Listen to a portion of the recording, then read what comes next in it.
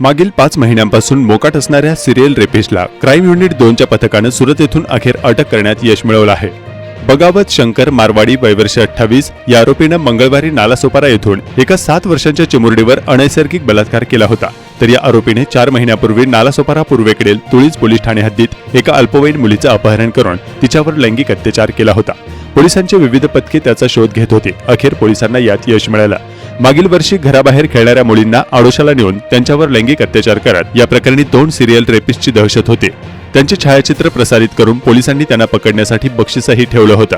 यातील विशाल कणुजिया या serial रेपिस्टला crime unit 3च्या पथकानं वाराणसी येथून अटक केली होती। आज दुसराही सिरियल रेपिस्ट अटक करण्यात क्राईम युनिट 2च्या पथकाला यश मिळालं आहे।